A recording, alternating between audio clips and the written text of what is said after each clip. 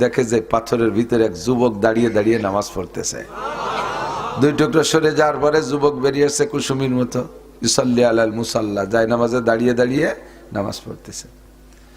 তো নামাজের পরে সালাম ফিরানোর পরে যুবকরা ঈসা আলাইহিস সালাম জিজ্ঞেস করছে, ইয়া আব্দুল্লাহ কাম তা'বুদাল্লাহ ফি হাযাল হাজার, আল্লাহর বান্দা তুমি এই পাথরের মধ্যে কতদিন ইবাদত করো? যুবক জবাব দেয়, তাকরিবান 400 আম, আনুমানিক 400 বছর। কয়শো? 400 বছর ইবাদত করেছে যুবক। জিজ্ঞেস করলো, মা ওয়াজাদতা ফি ইওয়াজি ইবাদাতি, 400 বছর ইবাদত করে তুমি কি পেয়েছো? এই যুবক 400 বছর ইবাদত করেছে, তার প্রতিদানে তুমি কি পেয়েছো পাথরের মধ্যে? যুবক কয়, ওয়াজাদতু শাইআইন, দুইটা জিনিস পাইছি আমি। ঈসা আলাইহিস সালাতু ওয়াস সালাম একদিন এভাবে পাহাড়ের নিচে দিয়ে হাঁটতেছেন, হাঁটতে হাঁটতে আচানক একটা পাথর ওনার সামনে পড়ছে, খুব সাদা, বিচক্ষণ সাদা। উনি অনেক সাদা দেখেছেন, কিন্তু আজকের এই পাথরটা সাদা দেখে আশ্চর্য হয়ে তাকায় রয়েছে একভাবে ধ্যানের সাথে, এত সাদা। আর সে আজিমের মালিক আল্লাহ পাক ডেকে পাঠাইলেন, বলতেছেন, ইয়া ঈসা আতাজাবু বিবিয়াজি হাযাল হাজার, তুমি এই পাথরের সাদা দেখে আশ্চর্য হচ্ছ? কালা রাব্বি নাম, জি আল্লাহ, আমি এমন সাদা কোনোদিন দেখিনি। এ কি সাদা, এমন সাদা কিভাবে হলো? আল্লাহ পাক জানতে চাইলেন, আতারা আজাবা মিনহু, এর চেয়ে আশ্চর্য আরো অনেক কিছু আমার কাছে আছে, তা কি দেখতে চাও? কয়লা নাম, জি আল্লাহ, তুমি দেখাইলে আশ্চর্য তো সকলেই দেখতে চায়, আশ্চর্য দেখার নামই তো শিক্ষা সফর। তো দেখবো না কেন? সে আশ্চর্য কোথায় আছে? কয় যে এই পাথরের মধ্যেই আছে। কাইফারা, কিভাবে দেখবো? কাইজরিব্বি আসাকাল হাজার, তোমার হাতের লাঠি দিয়ে পাথরের মাঝখানে বাড়ি দাও, দেখবা সে আশ্চর্য বেরিয়ে আসছে। হযরত ঈসা আলাল হাজার, ঈসা আলাইহিস সালাম পাথরের মাঝখানে বাড়ি মারছেন, ফানফালাকা, পাথরটা ফাইটে দুই টুকরা দুদিক সরে গেছে, ডিমের খোসার মতো। ডিমের খোসা, ডিমের উপরে মাঝখানে চিকুন একটা শলা দিয়ে পিটেন দিলে দুই দিক খোসা চলে যায়, মাঝখান থেকে সুন্দর একটা কুসুম বেরিয়ে আসে। দুইটা টুকরা যখন দুদিক চলে গেছে, ফাখারাজা সাব বোন, দেখে যে পাথরের ভিতরে এক যুবক দাঁড়িয়ে দাঁড়িয়ে নামাজ পড়তেছে। দুই টুকরা সরে যাওয়ার পরে যুবক বেরিয়ে আসছে কুসুমির মতো, ইসল্লি আলাল মুসাল্লা, যায় নামাজে দাঁড়িয়ে দাঁড়িয়ে নামাজ পড়তেছে। তো নামাজের পরে সালাম ফিরানোর পরে যুবকরা ঈসা আলাইহিস সালাম জিজ্ঞেস করছে, ইয়া আব্দুল্লাহ কাম তা'বুদাল্লাহ ফি হাযাল হাজার, আল্লাহর বান্দা তুমি এই পাথরের মধ্যে কতদিন ইবাদত করো? যুবক জবাব দেয়, তাকরিবান 400 আম, আনুমানিক 400 বছর। কয়শো? 400 বছর ইবাদত করেছে যুবক। জিজ্ঞেস করলো, মা ওয়াজাদতা ফি ইওয়াজি ইবাদাতি, 400 বছর ইবাদত করে তুমি কি পেয়েছো? এই যুবক 400 বছর ইবাদত করেছে, তার প্রতিদানে তুমি কি পেয়েছো পাথরের মধ্যে? যুবক কয়, ওয়াজাদতু শাইআইন, দুইটা জিনিস পাইছি আমি। একটা হলো, যেদিন আল্লাহ পাক আমাকে এই পাথরের মধ্যে বন্দি করে ফেলে, আমি এখান দিয়ে হেঁটে যাচ্ছিলাম, কি জানি কোন কারণে মালিক আমাকে এই পাথরের মধ্যে বন্দি করে ফেলাইছে, ফেরেশতার মাধ্যমে আমাকে আটকায় ফেলাইছে। পাথরটা ছিল একেবারে মিচমিচে কালো। আমি ইবাদত করি, নামাজ কালাম পড়ি, প্রতিদিন ইবাদত করি, ভিতরে থেকে সুযোগ পেয়ে গেলাম, আমি মরি নাই, ভিতরে খোলা জায়গা পাইলাম, চিন্তা করলাম বন্দি যেহেতু হয়েছে, দুনিয়ার সব শখ সাদ শেষ হয়ে গেল, আটকা পড়ে গেছে, এর মধ্যে আমি কি করব? বসে বসে আল্লাহর ইবাদত করি, সুযোগ পাইলাম, দাঁড়িয়ে দাঁড়িয়ে নামাজ পড়া শুরু করলাম, জিকির করি, ইবাদত করি, প্রতিদানে আমি প্রথম পাইলাম এই পাথরটা মিচমিচে কালো ছিল। আমার ইবাদতের ফোকাসে প্রতিদিন কিছু কিছু ফর্সা হতে থাকে, প্রতিদিন কিছু কিছু সাদা হতে থাকে, হইতে হইতে এক পর্যায়ে এমন সাদা হয়ে গেছে, এই পাথরের মধ্যে থেকে আমি আপনাদেরকে বাহিরে দেখি, যদি আপনারা আমাকে ভিতরে দেখতে না পান। আমি বুঝতে পেরেছি এটা ইবাদতের প্রতিদান। 2 নম্বর, যায় নামাজের সামনে দেখে বেমৌসুমি ফল, আনসিজন ফল। ইয়া শাবাব আন্না লাকা হাযা, এই ফল তুমি কোথায় পাও? কয়, এটা আমার ইবাদতের প্রতিদান। যেদিন থেকে আল্লাহ পাক আমাকে বন্দী করে ফেলেছেন, একজন ফেরেশতা মোতায়েন করে দিয়েছে। হাযা রিজকুম মিনাল্লাহি তাআলা ইয়ারযুকুনি আল্লাহু তাআলা ফি কুল্লি ইয়াউমিন সালাসা মাররা মিনাল জান্নাহ। এটা হলো জান্নাতি ফল। ওই ফেরেশতার মাধ্যমে আল্লাহ পাক প্রতিদিন আমাকে 3 বেলায় পাথরের মধ্যে জান্নাতের ফল পৌঁছাইয়া দেয়। দুইটা জিনিস আমি পেয়েছি। ঈসা আলাইহিস সালাম আশ্চর্য হয়ে গেলেন। এই যুবকের ইবাদত বিলকুল ইখলাসের সাথে হয়েছে। এই অঞ্চলের অন্যান্য উলামায়ে কিরাম, আইম্মায়ে মাসাজিদ, মাদ্রাসার আজিজ আমতুলাবা, বিভিন্ন দলের রাজনৈতিক ছোট বড় নেতা নেতৃবৃন্দ, সমর্থকবৃন্দ, প্রাণপ্রিয় দেশবাসী, অত্যন্ত দামি মাসের দামি সময় রজব মাস, আল্লাহ পাক রব্বুল আলামিন আমাদেরকে অঞ্চলের হাজারো লাখো মানুষের মধ্যে থেকে বাছাই ছাঁটাই করে এই সাময়িক জান্নাতের বাগানে বসার জন্য যোগ্য মনে করে ডেকে নিয়ে আসছেন। আয়া নেহি হো বুলায়া গায়া হো, ইচ্ছা মতো আসি নেই, আল্লাহ পাক আমাদেরকে ডেকে নিয়ে আসছেন। জান্নাতের বাগানে আল্লাহ পাক ডেকে এনেছেন, এজন্য শুকর আদায় করি আলহামদুলিল্লাহ। আমার ভাই হযরত মাওলানা ওয়াহিদুজ্জামান সাহেব সুললিত কণ্ঠের অধিকারী, একেবারে আমাদের মতে আঞ্চলিক ভাষায় সকলের সাথে মিলেমিশে কথা বলে। আল্লাহ অনেক কণ্ঠ দিয়েছেন, সুন্দর সুন্দর গজলও মাঝে মাঝে গেয়েছেন। আমরা তার বয়ান থেকে উপকৃত হতে পারি, তার বয়ানের পর আমরা আমল করতে পারি। আল্লাহ তৌফিক দান করুন। খুতবার ভিতরে একটা দোয়া পড়েছি, আমি একাই পড়েছি, হয়তো উলামায়ে কিরাম সাথে পড়তে পারেন, যারা জানেন তারা পড়ছেন। আমরা সবাই একবার পড়ে নিলে বিশাল একটা ফায়দা পাবো। একবার পড়বো ইনশাআল্লাহ। আল্লাহুম্মা বারিক লানা ফি রজবা ওয়া শাবান ওয়া বাল্লিগনা রমাদান।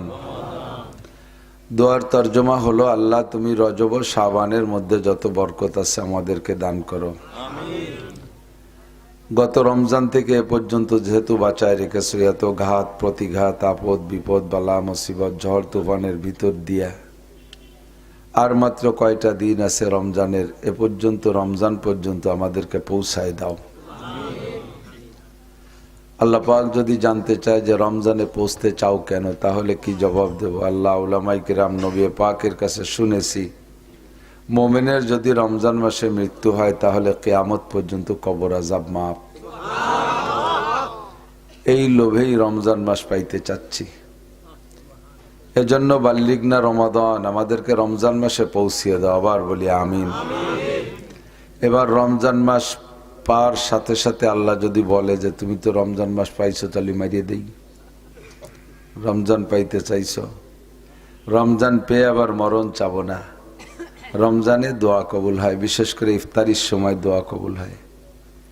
মানব জীবনের যত চাহিদা আছে সবচাইতে বড় চাহিদা হওয়া উচিত সুস্থতার সাথে, ইজ্জতের সাথে, প্রশস্ত হালাল রিজিকের সাথে লম্বা হায়াত।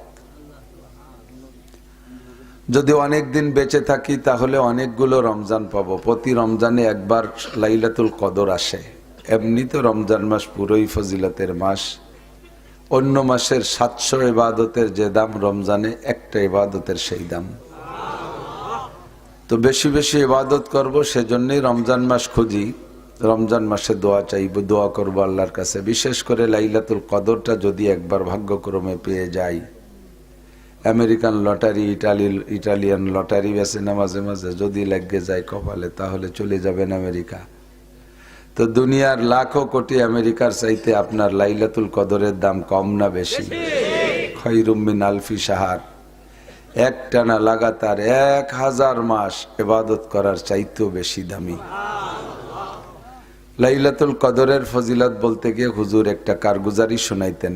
হুজুর একটা শানে নুজুল হিসেবে একটা কিস্সা শুনাইতেন। সাহাবায়ে কিরামদেরকে হুজুর বলতেছিলেন যে বনি ইসরাইলের একটা লোক 3টে ইবাদত করেছে, বড় ঈর্ষণীয় ইবাদত, যেই 3টে ইবাদতের পর খুব হিংসা লাগে। একটা ইবাদত ওই লোকটাই লম্বা হায়াত পেয়েছে, তন্মধ্যে একটানা লাগাতার 80 বছর কোনো কাজা নাই। কি কাজা নাই? খালি খালি মুখস্থ কয় সুবহানাল্লাহ। কৃষি কাজা নাই তা না শুনে সুবহানাল্লাহ। নামাজের কথা বলি নাই তো, 3টে ইবাদতে কাজা নাই। 1 নম্বর হলো 80 বছরের ভিতরে এক রাত বিছানায় পিঠ দেয় নাই, রাত্রে দাঁড়িয়ে খাড়িয়ে বিভিন্ন ভাবে ইবাদতের মধ্যে কাটাইছে। এক রাত ঘুমাই নেই। 2 নম্বর ইবাদত হলো এই রাত্রে জেগে যদি ইবাদত করে তাহলে দিনের বেলা তো ঘুম আসবেই। ও লোকটা দিনের বেলাও ঘুমাই নাই। বিভিন্ন ফ্রন্টে কাফেরদের সাথে যে যুদ্ধ হচ্ছিল, যে কোনো যুদ্ধে অংশগ্রহণ করেছে। একটানা 80 বছরের মধ্যে একদিনও কাজা হয়নি যুদ্ধ।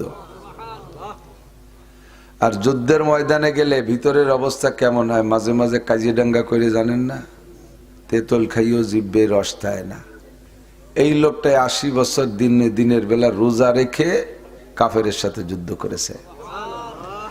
লাগাতার 80 বছর রোজা, লাগাতার 80 বছর জেহাদ, লাগাতার 80 বছর সারা রাত ইবাদত।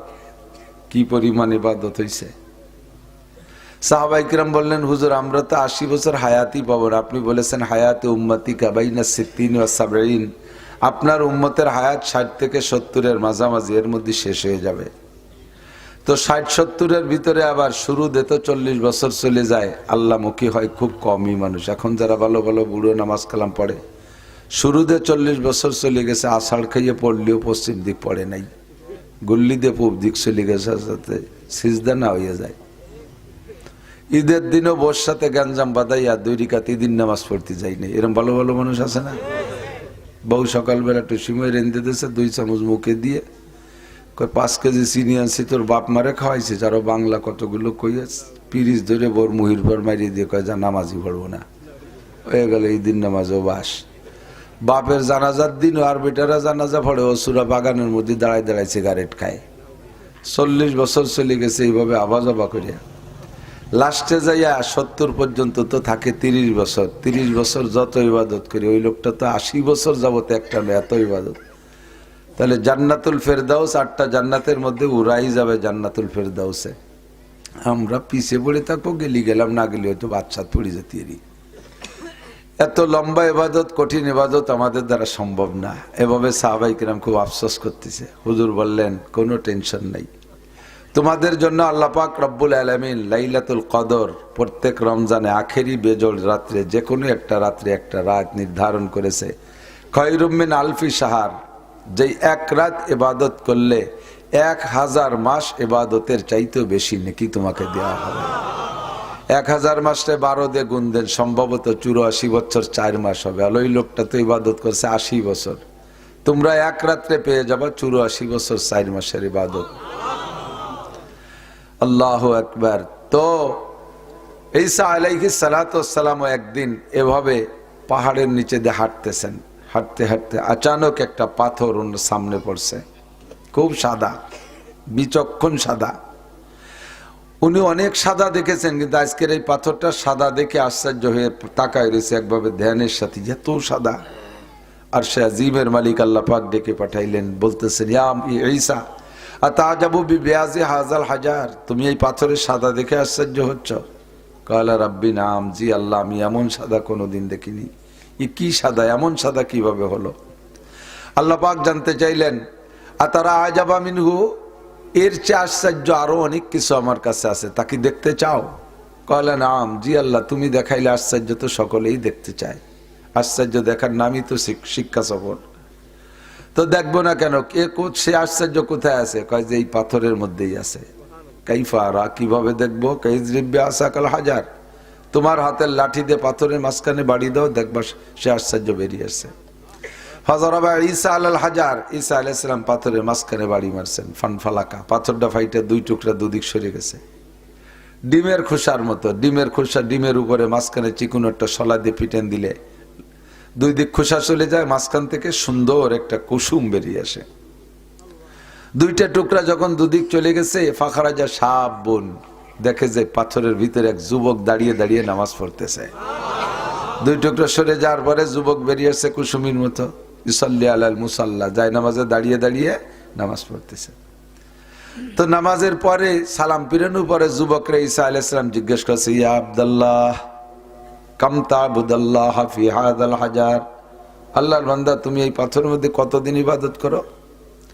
যুবক জবাব দেয়, তাকরিবান 400 আম, আনুমানিক 400 বছর। কয়শো?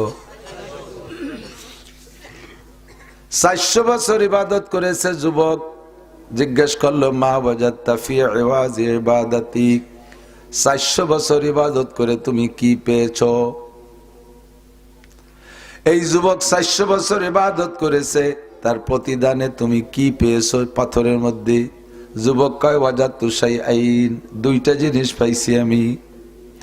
একটা হলো যেদিন আল্লাহ পাক আমাকে এই পাথরের মধ্যে বন্দি করে ফেলে, আমি এখান দিয়ে হেঁটে যাচ্ছিলাম, কি জানি কোন কারণে মালিক আমাকে এই পাথরের মধ্যে বন্দি করে ফেলাইছে, ফেরেশতার মাধ্যমে আমাকে আটকায় ফেলাইছে।